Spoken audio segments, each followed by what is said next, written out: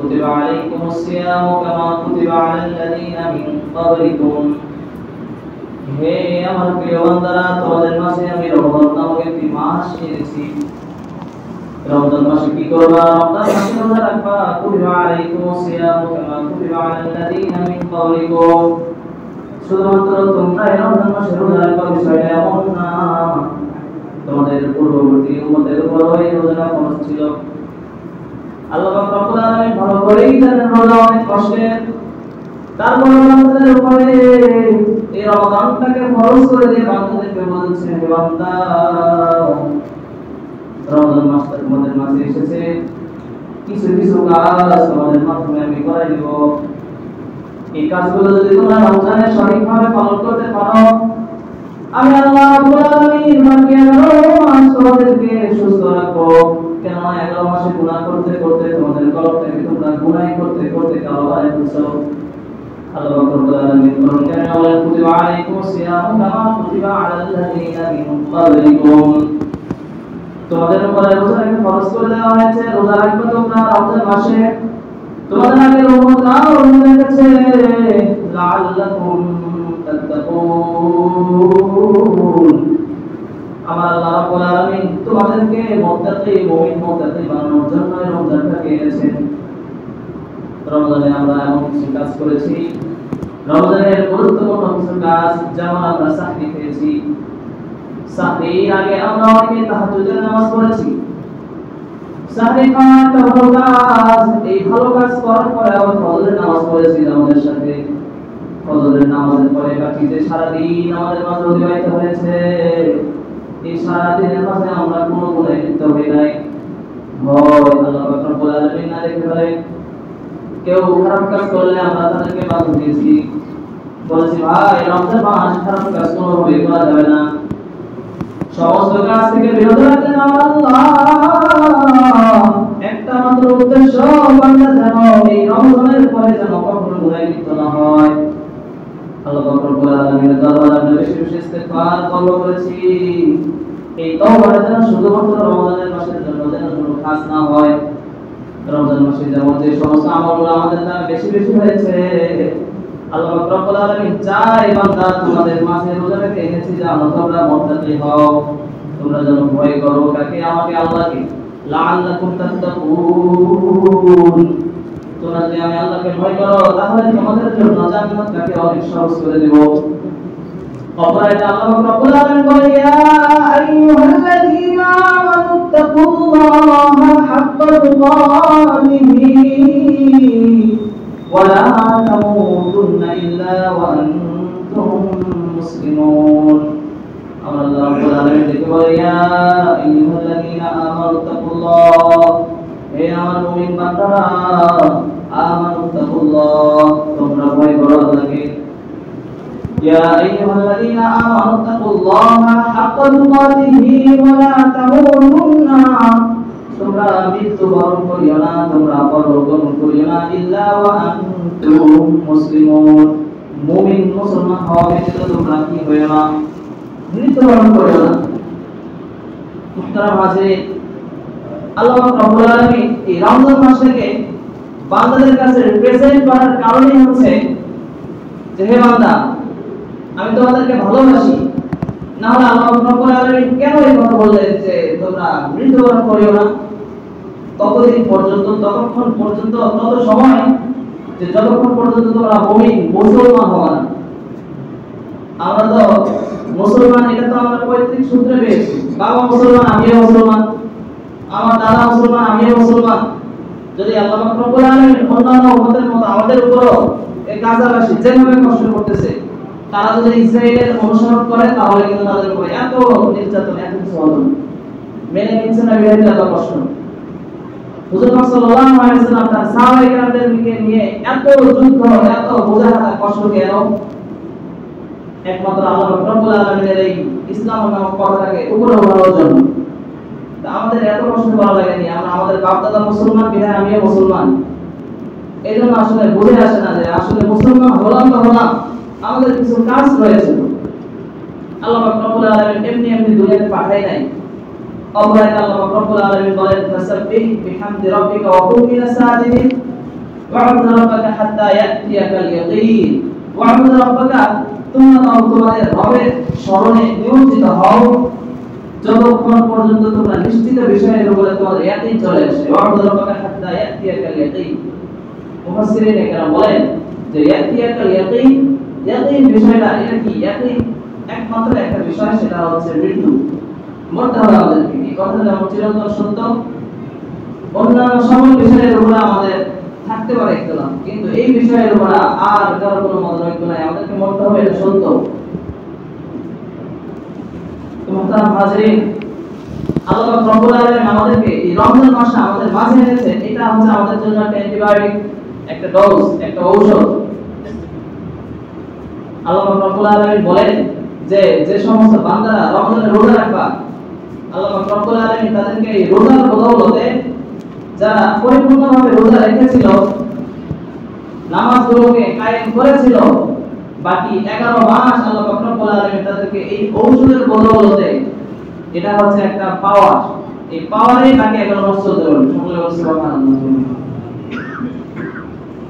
এইজন্য ডাক্তারের কাছে আমরা যদি ওষুধের জন্য যাই ডাক্তার অ্যান্টিবায়োটিক ওষুধ দিলে বলে যে এখন কি অবস্থা 15 দিন পর্যন্ত জিজ্ঞেস করে আল্লাহ রব্বুল আলামিন আমাদের মাঝে এই ঔষধটাকে 1 মাস যাবত আমাদের কাছে চালিয়েছে 1 মাস যারা রোজা রেখেছিল আল্লাহ রব্বুল আলামিন তাদেরকেই জিজ্ঞেস করে তাদেরকেই বলে যে বাকি তোমরা যারা 1 মাস রোজা রেখেছিলে বাকি এই আমলগুলো যেন রমাদানের পরের দিন থেকে যেন তোমাদের কাছ থেকে যেন না ছুটে যায় এজন্য বেশি বেশি চেষ্টা করা আল্লাহ রব্বুল আলামিন আমাদেরকে মুমিন বানাইতে চায় লাআল্লাকুম তাত্তাকুন কেন আয়াত বলেন আল্লাহ রব্বুল আলামিন আমাদেরকে মুমিন বানাইতে চায় বলতে চাই না আমরা এইজন্য রমাদানের বিশেষ গুরুত্বপূর্ণ যে কাজগুলো যেমন রমাদানে আমরা নেক আমলের একটা মাস আত্মশুদ্ধির মাস মুমিন হওয়ার মাস মুত্তাকি হওয়ার মাস এটা শুধুমাত্র রমাদানের মধ্যে যেন এর ক্ষেত্র বিশেষ যেন খাস না হয়ে যায় এজন্য বেশি বেশি চেষ্টা করা যে রমাদানে আমরা যে সমস্ত কাজগুলো বেশি বেশি করেছি রমাদানের পরের দিন থেকে যেন এগুলো আমাদের কাছ থেকে যেন ছুটে না যায় নামাজ রমাদানে আমরা কেউ না পড়ে কেউ ঘুমাই সাহরি এত কষ্ট করে 3টার সময় উঠলাম 4টার সময় সাহরি খেলাম কেউ কিন্তু নামাজ না পড়ে ঘুমাই না সকলেই নামাজ পড়ছে জামাতের সাথে পড়ছে অনেক ক্ষেত্রে বাসায় পড়ে ঘুমাই গেছে কিন্তু নামাজ ছাড়া কেউ ছিল না তাহলে রমাদান শেষ এই আমলগুলো যদি আমাদের মাস থেকে যদি ছুটে ছুটে চলে যায় তাহলে বোঝা যাবে আল্লাহ রব্বুল আলামিন যে পরিবর্তনের একটা মাস এনেছিল মুমিনদেরকে যে মুত্তাকি বানাইতে চেয়েছিল হয়তো আমি সেই দৃষ্টিতে এখন আসতে পারি অ্যান্টিবায়োটিক ওষুধ খাইলেই দেখবেন পরিবর্তন চলে আসে গা ঘামা শুরু হয় জ্বর আসে শরীর দুর্বল হয়ে যায় পরিবর্তন চলে আসে তা আল্লাহ রব্বুল আলামিন আমাদেরকে পরিবর্তন করতে চাচ্ছে রমজানের মাধ্যমে আমরা পরিবর্তন কেন হব না রমাদানে আমরা দান সদকা বেশি বেশি করেছি রমাদানের পরেও এর ধারাবাহিকতা যেন আমাদের কাছে যেন অবিরত চলে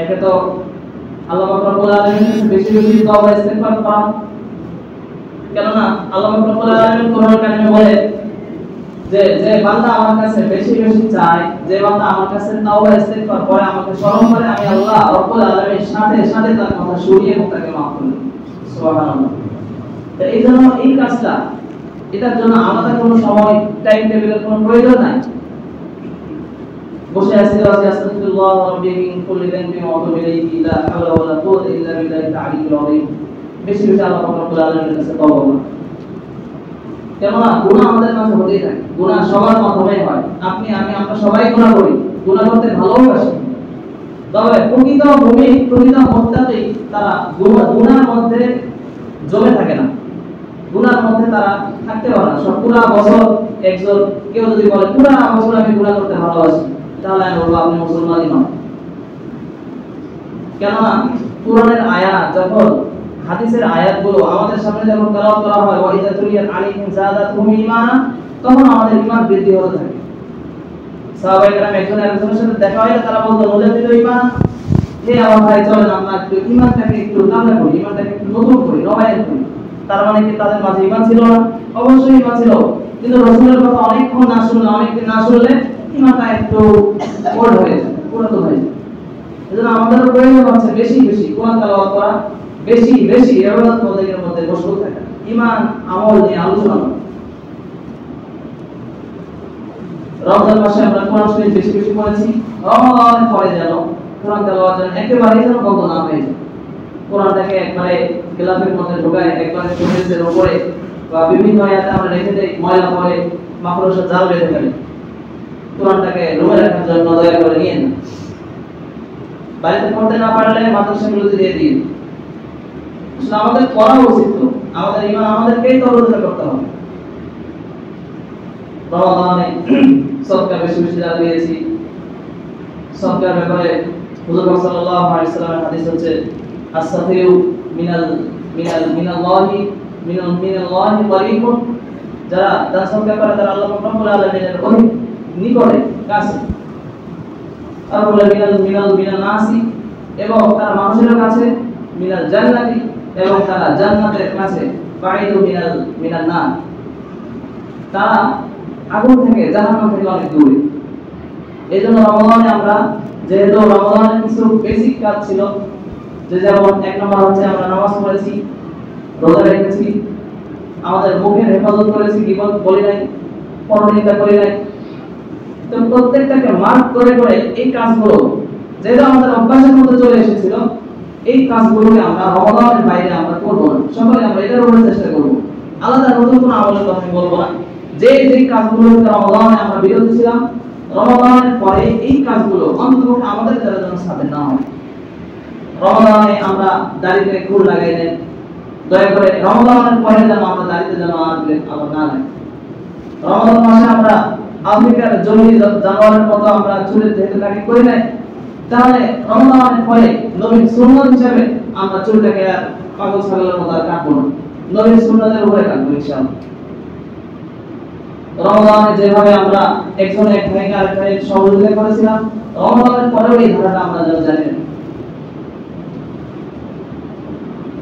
আমাদের কাছে আখিরাতের বিশ্বাস, ঈমান এতটুকু আছে বিধায় আমরা আজকে জমাতে আমরা সম্মিলিত হতে পেরেছি। যদি এই বিশ্বাসটুকু না থাকতো তাহলে আসার কোনো প্রয়োজন ছিল না। অনেককে দেখা যায় শুধুমাত্র জুমার দিন আসে, বাকি সপ্তাহের 6টা দিন আসে না। আমরা না হুজুর পাক সাল্লাল্লাহু আলাইহি ওয়াসাল্লামের সেই কষ্টের উম্মত, আমরা না সর্বনির্বাচিত উম্মত, তাহলে আমাদের কি হয়ে গেল? আমাদের পরিবর্তন আমাদেরকে আনতে হবে। আমাদের পরিবর্তন আমরা যদি না আনি তাহলে আর কে আনবে? এজন্য তারা হাজিরের কষ্ট নেবেন না। এইজন্য রমজান মাসটা দেখতে দেখতে চলে গেছে, অনেকদিন হয়নি, একদম কাছাকাছি কয়েকদিন হলো। আমাদের পরিবর্তন এখন যদি আমরা না আনি, মাঝখানে একটু গ্যাপ দেওয়ার কারণে, তাহলে আমরা একটু আবার পিছনে চলে যাবো। এই জন্য এই শাওয়াল মাসের কিছু গুরুত্বপূর্ণ কিছু আমল, এর মাঝে যেটা হচ্ছে সেটা প্রথমত রমজান মাসের কাজগুলোকে আমরা এটা যেন কোনোভাবে আমাদের মাঝখানে ছুটে না যায়। রমজান মাসের দ্বিতীয় আরেকটি আমল হচ্ছে শাওয়াল মাসের দ্বিতীয় আরেক গুরুত্বপূর্ণ কিছু আমল, তার মধ্যে একটা হচ্ছে শাওয়ালের 6 রোজা রাখা। হুজুর সাল্লাল্লাহু আলাইহি ওয়াসাল্লাম এই 6 রোজার ব্যাপারে অনেক ভাবে তাগিদ দিয়েছেন। হুজুর সাল্লাল্লাহু আলাইহি ওয়াসাল্লাম বলেন যে শাওয়াল মাসের 6টি রোজা আছে, এই 6 রোজা যদি কেউ রাখতে পারে তাহলে 1 বছর রোজা রাখার সওয়াব আমি আল্লাহ রাব্বুল আলামিন দান করব। এবং অপর আরেক হাদিসে আসছে যে এই শাওয়াল মাসের যে 6 রোজা যে রাখবে সে এমন ভাবে পবিত্র হলো সে যেন তার মায়ের গর্ভ থেকে বের হলো। সুবহানাল্লাহ। এই জন্য আমাদের তো আর 1 বছর রোজা রাখার মতো সামর্থ্য আমাদের নাই।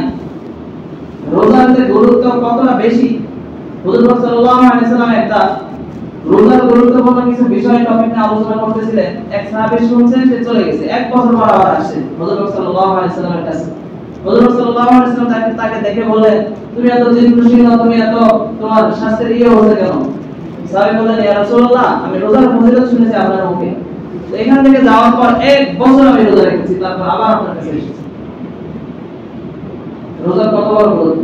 হুজুর সাল্লাল্লাহু আলাইহি ওয়াসাল্লাম তাকে বললেন এভাবে রোজা রাখার দরকার নেই, শরীর খারাপ হয়ে যাচ্ছে, আইয়ামে বীজ হিসাবে রাখো অথবা একদিন পরে পরে রাখো, এভাবে রাখো। তো এদিকে আর যাবো না, বলতে বিষয়টা যে শাওয়ালের 6 রোজা রাখার নিয়ম কি। শাওয়ালের 6 রোজা রাখার নিয়ম হচ্ছে, যেহেতু শাওয়াল মাসের শুরু এখন একবারে শুরুর দিকে, এটা আমরা চাইলে শুরুর মধ্যেই আমরা 6 রোজা রাখতে পারি। অনেকের প্রশ্ন হতে পারে যে 6 রোজা কি আমরা এক লাগাতার রাখবো? হ্যাঁ, লাগাতারও রাখতে পারেন, অথবা একদিন পরে পরে রাখতে পারবেন, অথবা 2 দিন পরে পরে রাখতে পারবেন, কোনো সমস্যা নেই। অথবা শেষে, শাওয়ালের শেষে রাখতে পারবেন, দুইভাবে রাখতে পারবেন। তবে শাওয়াল মাস পার হয়ে গেলে কিন্তু এই রোজার ফজিলত আর হবে না।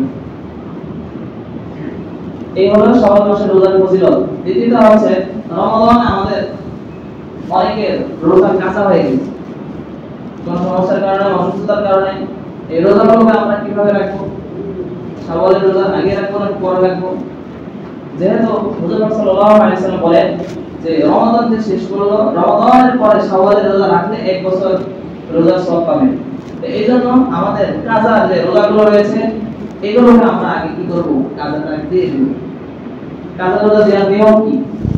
কাজা রোজা দেওয়ার নিয়ম আছে যে আপনার জয়টা রোজা কাজা হয়ে গেছে, আপনি চাইলে লাগাতারও রাখতে পারেন, অথবা মাঝে মাঝে গ্যাপ দিয়ে দিয়েও রাখতে পারেন, কোনো সমস্যা নেই। সময়সীমা কি? এটা যত দ্রুত শেষ করা যায় তত দ্রুতই ভালো, কারণ আমাদের হায়াত মওতের কোনো স্টেশন যেহেতু নাই, মরে যেতেই পারি, তো সেক্ষেত্রে এই জিনিসটা আমার জিম্মায় থেকে যায়, এই জন্য খুব দ্রুত দেওয়া উত্তম। আবার অনেক মুফাসসিরিনে কেরাম বলে যে আগামী ঈদের আগে, রোজার আগেও চাইলে এটা শেষ করা যায়। হযরত আয়েশা রাদিয়াল্লাহু তাআলা আনহা থেকে বর্ণিত, তিনি এক riwayate বলেন যে আমার মাঝে মাঝে মাসিকের কারণে অথবা সমস্যার কারণে আমি রোজা রাখতে পারতাম না, কাঁচা হয়ে যেত। এই রোজাগুলো আমি আবার রমাদানের আগের মাসে রাখতাম। কেন? যে সময় হুজুর সাল্লাল্লাহু আলাইহি ওয়াসাল্লাম বেশি বেশি নফল রোজা রাখতেন, ওই সময় আমি রাখতাম। কেননা স্ত্রীরা যদি রোজা রাখে, ঈদের পরে সে যদি তার কাজা রোজা যদি 10-15টা রাখতে চায়, এর মধ্যে তার কিন্তু স্বামীর হকও রয়েছে। তো ইসলাম স্বামীর হকটাকে প্রাধান্য বেশি দিয়েছে, যে তুমি রোজা রাখতে গিয়ে তোমার স্বামীর হক তোমার কাছ থেকে যেন ছুটে না যায়। এই জন্য এটা লাস্ট সময়সীমা হচ্ছে আবার রমজানের আগেও শেষ করা যায়, তবে সম্ভব যদি হয় তাহলে কাজা রোজাগুলো আমরা খুব দ্রুতই শেষ করে দেওয়ার চেষ্টা করব ইনশাআল্লাহ। আর যে শাওয়ালের যে 6 রোজার কথা বললাম, এটা অনেক অনেক অনেক গুরুত্বপূর্ণ। আল্লাহ রাব্বুল আলামিন আমাদেরকে এই শাওয়াল মাসের আমলগুলো বেশি বেশি করার জন্য তৌফিক দান করে দিন। আর এই যে শাওয়াল মাসের যে 6 রোজা, এটা রাখার জন্য তৌফিক দান করুন। আরেকটা বিষয় হচ্ছে শাওয়াল মাসে আরেকটা কাজ, এটা আমাদের ইয়াং জেনারেশনের জন্য একবারে, বর্তমান অবস্থার জন্য একবারে খরচ। আল আইনান জিনা ওয়াল নাযর, রাস্তাঘাটে চলতে গেলে চোখের জিনা, মনের জিনা, এটা হতেই থাকে। শাওয়াল মাসে রাসূলুল্লাহ সাল্লাল্লাহু আলাইহি ওয়াসাল্লাম আরেকটা সুন্নাত হচ্ছে যে যদি দিনদার পাত্র পাত্রী যদি পাওয়া যায়, ফ্যামিলিরা তাদের সাথে কথা বলে দ্রুত সময়ের মধ্যে এই শাওয়াল মাসের মধ্যে বিবাহ করা একেবারে সুন্নাত। এটা একবারে সুন্নাত আমল। এইজন্য হযরত আয়েশা রাদিয়াল্লাহু তাআলা আনহা নসল থেকে বা হুজুর সাল্লাল্লাহু আলাইহি ওয়াসাল্লাম ওই বংশের মধ্যে বেশিরভাগ বিয়ে শাওয়াল মাসে করানো হয়।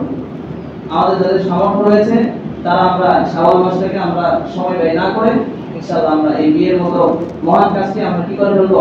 অনুষ্ঠিত করে ফেলবো।